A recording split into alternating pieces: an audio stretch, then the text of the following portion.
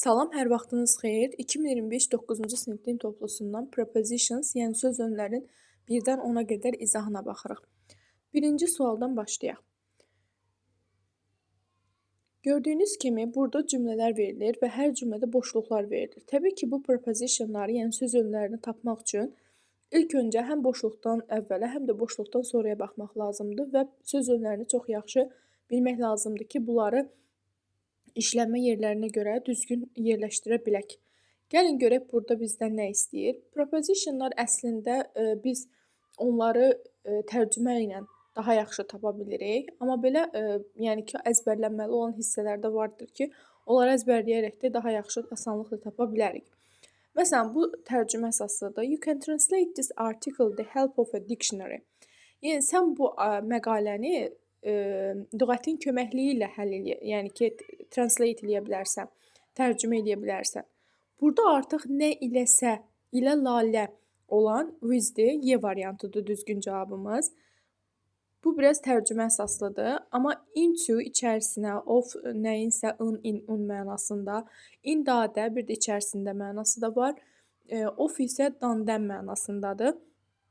Burada söz önlərini tam yaxşı tərcümə baxımından biləndən sonra, işlənmə yerlərini, qaydalarını biləndən sonra tərcümə ilə də tapa bilərik. Əslində qalsa, bu şəkildə də tapa bilərik. İkinci suala baxırıq. Edward has just returned Glasgow. Burada Glasgow-dan qayıdır. Return from deməkdir. Return from, yəni ki, hardansa qayıtmaq deməkdir. Burada Y variantıdır düzgün cavabımız. I am staying at the Smith, Mr. Smith and her family. Deyir ki, Smithgillərdə qaldı. Mr. Smith və onun ailəsi ilə birlikdə qaldı. Burada da ilə lalə with mənasında istifadə olunacaq D variantı. What time did the train leave Paris? Artıq biz bilirik ki, leave sözü və left sözü, bunun keçmiş zamanı isə leftdir. Bu for ilə istifadə olunur. Leave for, left for. Burada isə cavabımız B variantıdır. Keçək növbəti suala. Burada 5-ci sualda take your things, your suitcase. Take out of, nədənsə götürmək, nəyisə hardansa götürmək mənasında. Put into isə nəyisə içərisinə qoymaq deməkdir. Take out of istifadə nədənsə götürmək, dan-dən, burada A variantı uyğun gələcək. Take out of. Bir də ki, put into ilə istifadə olunur. 6-cı sualda put və take, bunları qeyd edə bilərsiniz. 5-ci sualda A variantı olacaq, 6-cı sualda isə D variantı olacaq.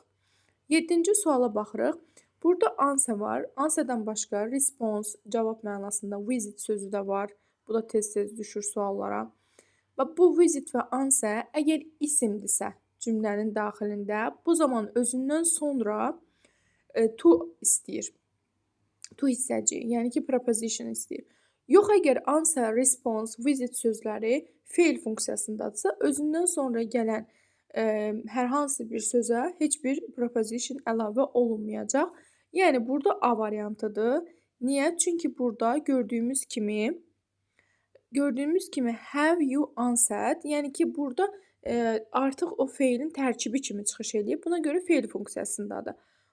Feil olanda isə dedik ki, boşluq olur.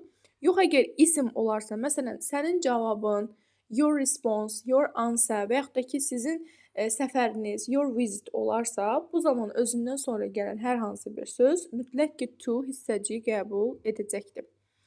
Keçək növbəti suala. Lay təbii ki, nəyisə üzərinə qoymaq mənasındadır. On the bed. Müstəvi hər hansı bir əşyanı nəzərdə tuturuqsa, nəyəsə üstü deyiriksə, bu zaman onunla istifadə olunacaq. Təbii ki, burada cavabımız B variantı. Daha sonra 9-cu sualda rely on, artıq bu birləşmədir. Kiməsə güvənmək. Deyir ki, we can rely on him, biz ona güvənə bilərik. Kiməsə arxalanmaq, güvənmək, burada rely on-dan istifadə olunur. 10-cu sualda isə nəqliyyat vasitələri. Biz bilirik ki, nəqliyyat vasitələri ilə ya by istifadə olunur, ya da ki, at və yaxud da in və yaxud da ki, on istifadə olunur. Təbii ki, indi biz dərsimizin izahında onları deyirik inlə, onla. In əgər, qapını açıb içəriyə girən kimi sadəcə oturmaq üçün yer varsa, bu zaman in-dən istifadə olunur. Məsələn, in a taxi, in a car, in a helicopter, bu kimi, birləşmələrdə in olacaq. Çünki bunları ancaq qapını açan kimi içəriyə giririk və otururuq. Yox, əgər ayaq üstə də dura biliriksə, məsələn, bu zaman on istifadə olunur. On a bus, on a train, on a, plane və sair. Bunlarda isə ondan istifadə olunur. Ümumilikdə, əgər heç bir artikel yoxdursa, bu zaman by'dan istifadə olunur və burdakı kimi, 10-cu sualdakı kimi. Burada tərcümə eləyək. We arrived here by taxi. Biz bura taksi ilə gəlib çatdıq. Taksi ilə gəlib çatmaq with olmayacaq. Nəqliyyat vasitələrində by istifadə olunur. Taksi vasitəsi ilə gəlib çatdıq mənasında istifadə olunur. Bu da 10 sualımızın izahı. Ümid edirəm ki, bu izahlardan və preposition'ın bütün əsas qaydalarından öyrəndikdən sonra bu testləri asanlıqla işləyə biləcəksiniz.